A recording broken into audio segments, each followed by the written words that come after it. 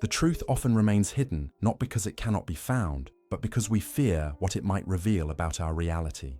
This is perhaps nowhere more evident than in the remarkable case of Dr. Ian Stevenson and his Lost Dossier on reincarnation, documents so compelling they were systematically kept from public view.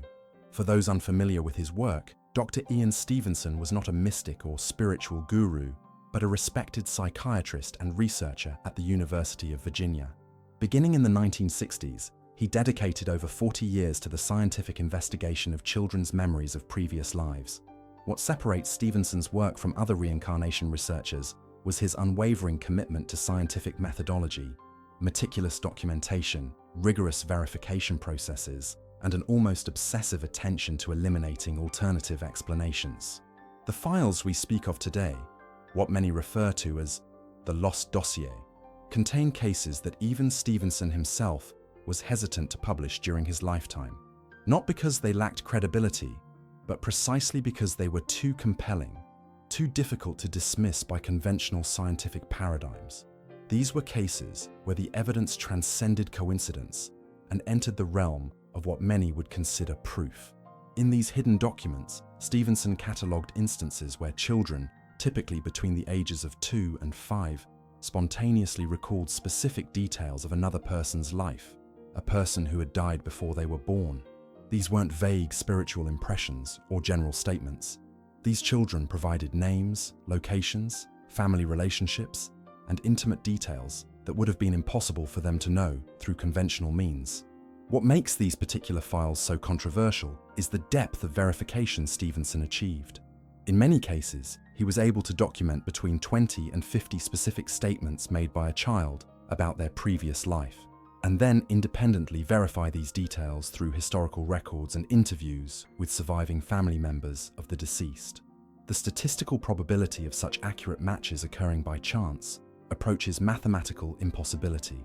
One particularly striking case in the Lost Dossier involves a child who not only recalled precise details about their previous identity, but also exhibited behaviors, phobias, and personality traits that precisely matched the deceased individual.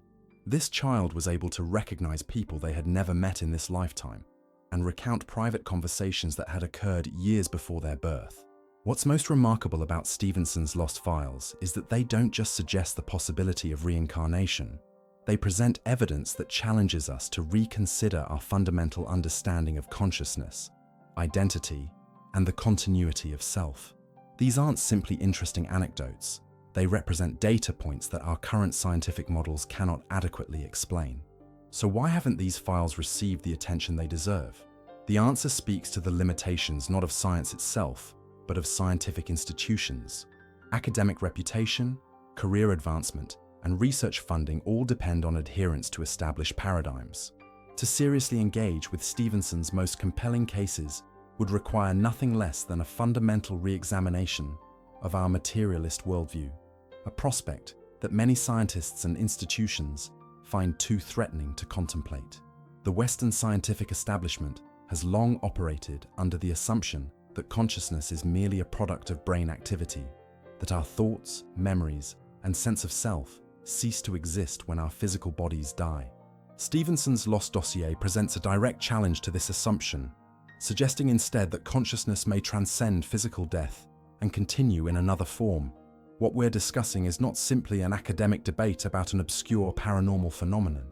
It's about our understanding of the most fundamental aspects of human existence: who we are, where we come from, and what happens when we die. The implications extend beyond science into philosophy, ethics, and spirituality. As we delve deeper into Stevenson's lost files in the chapters that follow, we invite you to approach this material with both an open mind and a critical eye. The evidence presented doesn't demand blind faith, but rather careful consideration. These lost documents represent not an assault on science, but an opportunity for science to expand its horizons and embrace mysteries that our current paradigms cannot explain. Within Stevenson's suppressed files lies perhaps the most compelling evidence for reincarnation: detailed accounts of children who remembered far too much about lives they supposedly never lived. These weren't vague impressions or dreamlike recollections, but precise verifiable details that defied conventional explanation. The scientific establishment has long dismissed such accounts as fantasy, suggestion, or cryptomnesia, the unconscious acquisition of knowledge that is later recalled without awareness of its source. Yet the cases in Stevenson's Lost Dossier systematically eliminate these explanations through their extraordinary specificity and verification protocols. Consider the case of a young boy from Lebanon documented in these hidden files. At just 2 years of age, he began speaking of his other house in a village some 25 miles away. As his vocabulary developed, so did the specificity of his claims. He provided the name of the village, his previous name, the names of family members, and described his former home in precise detail. When Stevenson's team investigated, they found that every detail matched the life of a man who had died 5 years before the boy was born, a man whose family had no connection whatsoever to the boy's current family. What makes this case exceptional was not just the accuracy of the information, but the sheer volume of verified details, over 40 specific statements that corresponded exactly to the deceased man's life. The boy correctly identified former relatives in photographs mixed with strangers, recognized changes made to the house since the man's death, and even led researchers to a hidden storage location known only to the deceased. In another case from the dossier, a girl in India began having nightmares at age 3 about drowning. She spoke of living in a distant town, described her previous husband and children by name, and mentioned specific events from their lives. Stevenson's investigation confirmed 37 separate statements that accurately matched the life of a woman who had drowned in a well several years before the girl's birth. The two families lived over 200 kilometers apart, with no prior connection. The most striking aspect of these cases is that they typically emerge spontaneously, without prompting. The children begin speaking of their other lives as soon as they develop sufficient language skills, often to the confusion and dismay of their parents. Many parents in Stevenson's studies initially discouraged such talk, fearing it was abnormal or even demonic, hardly the response one would expect if they were coaching their children. Another feature that distinguishes these accounts is their inevitable fading. Unlike fantasies that typically grow more elaborate over time, these memories consistently begin to fade around age 5 to 7. This pattern aligns precisely with the developmental stage when children's sense of their current identity solidifies, exactly what one might expect if these were genuine memories gradually being overshadowed by present experience. The Lost Dossier contains cases that challenge not just what these children knew, but how they knew it. In one instance, a boy in Turkey provided specific details about a fatal accident that occurred in a remote location with no witnesses. His account included precise information about the circumstances of the death that was later verified through forensic evidence, details that were unknown even to the deceased's immediate family. Stevenson's files document children who could speak languages or dialects they had never been exposed to in their current lives, who demonstrated skills they had never been taught, and who exhibited phobias directly related to the manner of death in their previous incarnation. These cases present what Stevenson termed cognitive anomalies, knowledge and abilities that cannot be explained through normal learning processes. What the scientific community found most disturbing about these cases was not just the evidence for reincarnation itself, but the implications for our understanding of consciousness. If memories can transfer from one life to another, then consciousness cannot be merely a product of brain activity. This directly challenges the prevailing materialist paradigm that has dominated scientific thought for centuries. The children in Stevenson's lost files remembered too much, not in the sense of quantity alone, but in the quality and specificity of details that could not have been acquired through normal means. Their memories crossed barriers of time, space, language, and culture, suggesting a continuity of consciousness that transcends physical death. These cases weren't cherry-picked anomalies, but part of a systematic pattern documented across cultures, religions, and belief systems. Even in societies where reincarnation was not part of the religious framework, children still spontaneously reported these memories with the same patterns and characteristics. What makes these lost files particularly significant is that they contain Stevenson's most compelling cases, those with the highest number of verified statements, the most unusual features, and the strongest evidence against alternative explanations. These were the cases deemed too controversial, too challenging to the scientific status quo to be fully embraced by the academic community during his lifetime. As we examine these extraordinary cases, we're confronted with a profound question. What if our current understanding of consciousness is fundamentally incomplete? What if these children remember too much, not because they're fabricating stories, but because they're recalling authentic experiences from another time? Perhaps the most physically compelling evidence in Stevenson's Lost Dossier transcends memory and enters the realm of the body itself. While memories can be dismissed as imagination or suggestion, physical marks on the body present a challenge of an entirely different order. These cases, documented with photographic evidence and medical records, reveal what appears to be a disturbing connection between violent deaths in past lives and birthmarks or birth defects in the current incarnation. In the conventional medical paradigm, birthmarks are random occurrences or genetic anomalies. Yet Stevenson's suppressed research presents a pattern too consistent to dismiss as mere coincidence. His investigations documented hundreds of cases where children who recalled previous lives bore birthmarks or congenital deformities that precisely corresponded to fatal wounds suffered by the deceased person they claimed to have been. The rigor of Stevenson's methodology in these cases was exceptional. He didn't simply rely on verbal accounts. Instead, he tracked down autopsy reports, medical records, death certificates, and police reports to verify the exact nature and location of the fatal injuries. The correspondence between these documented wounds and the children's birthmarks was often precise in location, size, and appearance. One of the most striking cases in the Lost Files involves a boy in Turkey who was born with a malformed right ear and right-sided facial underdevelopment. From an early age, he spoke of being shot in the head in his previous life. Stevenson's investigation uncovered the death certificate and autopsy report of the man the boy claimed to have been, documents that confirmed he had died from a gunshot that entered precisely where the boy's birthmark was located. The bullet had damaged the right ear and the right side of the face before exiting, exactly matching the boy's congenital deformities. In another case from Thailand, a boy was born with two distinct birthmarks, a small round entry wound on his back and a larger irregular exit wound on his chest. The child later recalled being shot from behind with a rifle. Stevenson obtained the autopsy report of the deceased person the boy remembered being, which confirmed the exact locations of the entry and exit wounds from a fatal shooting. The medical documents had been filed years before the boy's birth, eliminating any possibility of fabrication. What makes these cases particularly significant is their three-dimensional correspondence. It wasn't simply that a birthmark appeared in roughly the same area as a wound. Rather, the birthmarks often reflected specific characteristics of the wounds, including their size, shape, and distinctive features. In cases involving gunshot wounds, the birthmarks frequently displayed the pattern typical of entrance and exit wounds, small and round at the point of entry, larger and irregular at the point of exit. The Lost Dossier contains dozens of such cases, meticulously documented and photographed. In many instances, Stevenson was able to match the specific pattern of birthmarks with the wounds documented in medical reports created decades before the child's birth. The statistical probability of such precise correspondences occurring by chance is virtually nil. Perhaps most compelling are the cases where birthmarks corresponded to unusual or distinctive wounds.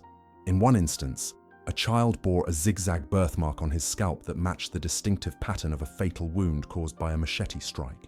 In another, a child had birthmarks on his chest that precisely matched the surgical scars from an operation performed on the deceased person he claimed to have been. These physical correspondences weren't limited to birthmarks. Stevenson's files document cases of children born with missing fingers, limb deformities, or internal abnormalities that match specific injuries or medical conditions of the deceased. In one remarkable case, a child was born with a severely malformed leg that precisely corresponded to a leg that had been crushed in a train accident in the previous personality's life. The implications of these findings extend far beyond the question of reincarnation itself. They suggest a profound connection between consciousness and physical form, a connection that challenges our understanding of embryological development and the formation of the physical body. If consciousness can influence the development of the fetus to produce marks corresponding to wounds from a previous life, then the relationship between mind and matter is far more complex than our current scientific models acknowledge. Critics have attempted to dismiss these cases by suggesting that they represent mere coincidence, selective reporting, or cultural suggestion. Yet Stevenson's methodology specifically addressed these concerns. He documented cases across diverse cultures, including those where reincarnation was not a cultural belief. He used strict criteria for case selection and verification, often rejecting cases that lacked sufficient documentation. And he consistently sought alternative explanations before concluding that reincarnation was the most plausible hypothesis. What the scientific establishment found most troubling about these cases was their physical, objective nature.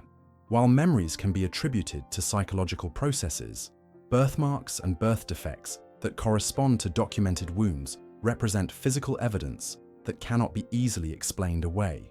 These cases suggest that some aspect of consciousness survives death and influences the formation of the next physical body, a concept that fundamentally challenges materialist assumptions about the nature of reality. The birthmark cases in Stevenson's Lost Dossier represent perhaps the most tangible evidence for the continuity of consciousness across lifetimes.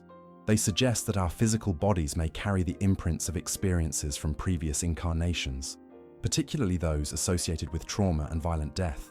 This raises profound questions about the relationship between consciousness, memory, and physical form, questions that our current scientific paradigms are ill-equipped to answer.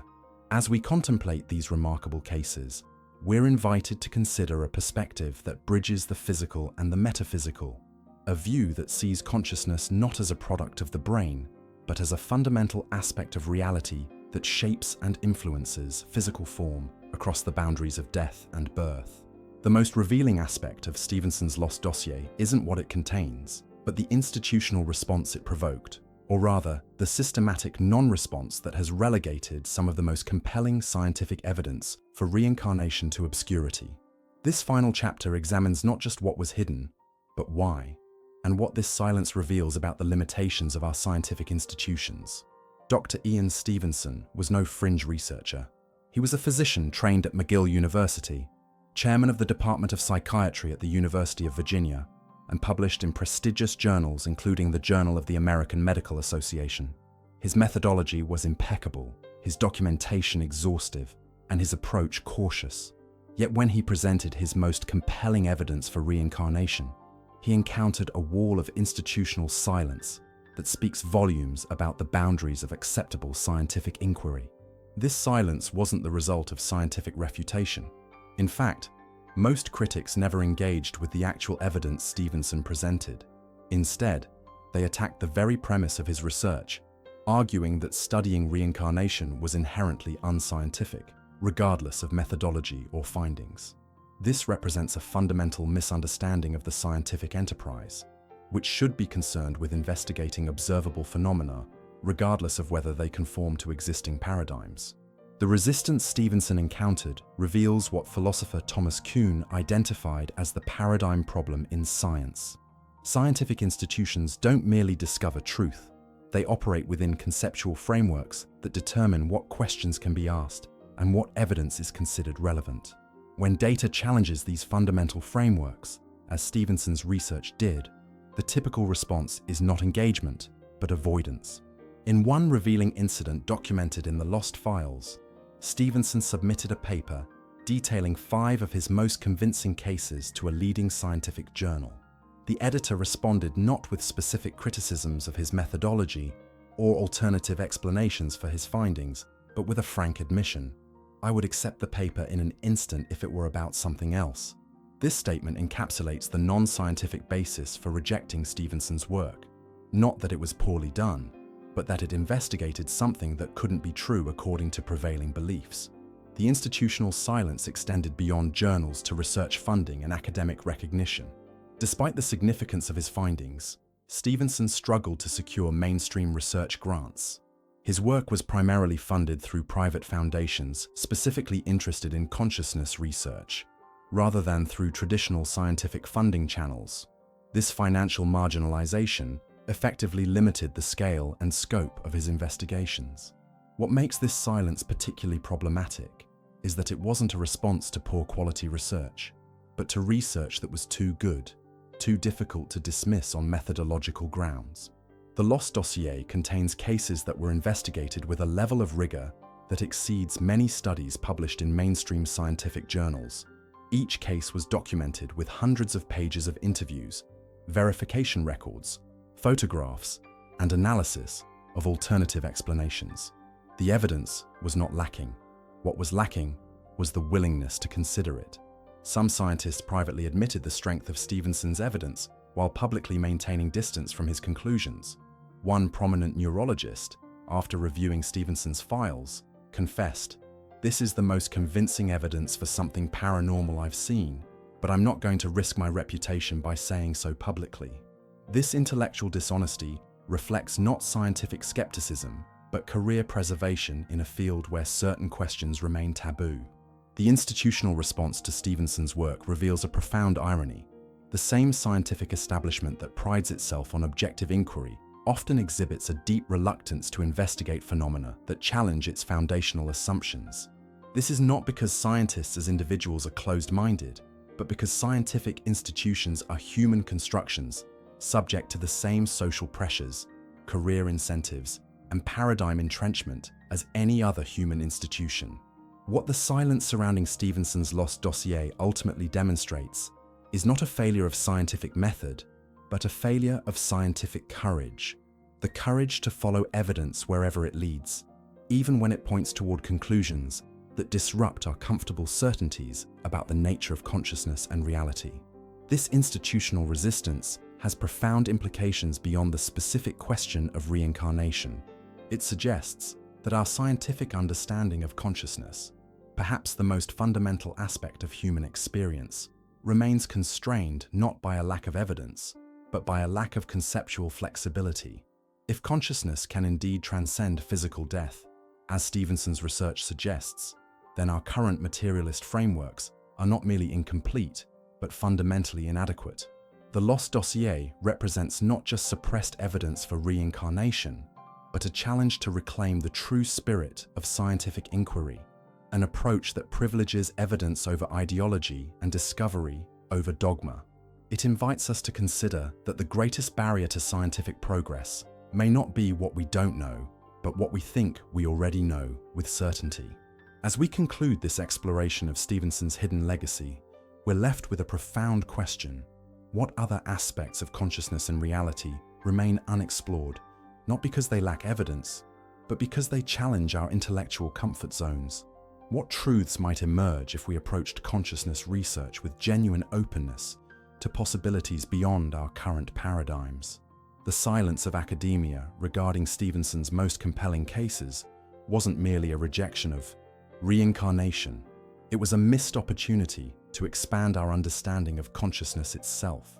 These lost files don't demand belief, but they do demand consideration, a willingness to engage seriously with evidence that challenges our assumptions about the boundaries of the self and the continuity of consciousness. Perhaps the most important lesson from Stevenson's Lost Dossier is that true scientific progress requires not just methodological rigor, but philosophical courage. The courage to question even our most fundamental assumptions when the evidence demands it. The question isn't whether science should investigate claims of reincarnation, but whether science can claim to be a comprehensive approach to understanding reality if it refuses to engage with evidence that challenges its foundational premises. In this light, the Lost Dossier stands as both a scientific treasure and a philosophical challenge, an invitation to expand our conception of consciousness beyond the limitations of our current paradigms, and to recognize that the greatest scientific discoveries often begin not with answers, but with the willingness to ask questions that others have deemed impossible or forbidden. If you've been moved by the extraordinary evidence in Dr. Stevenson's Lost Dossier, don't let this knowledge end here. This information deserves to be shared, discussed, and contemplated. Hit the subscribe button now to join our community of consciousness explorers and ensure you never miss our upcoming revelations about the nature of consciousness, reality, and human potential. Leave a comment below, sharing your thoughts or personal experiences with past life memories. Have you or someone you know experienced unexplainable knowledge, birthmarks, or connections to the past? Your story matters and could help others understand these profound phenomena. Remember, the greatest scientific advancements begin when brave individuals question established paradigms. Be part of this awakening conversation. Subscribe, comment, and share this video with someone whose mind is open to life's deepest mysteries.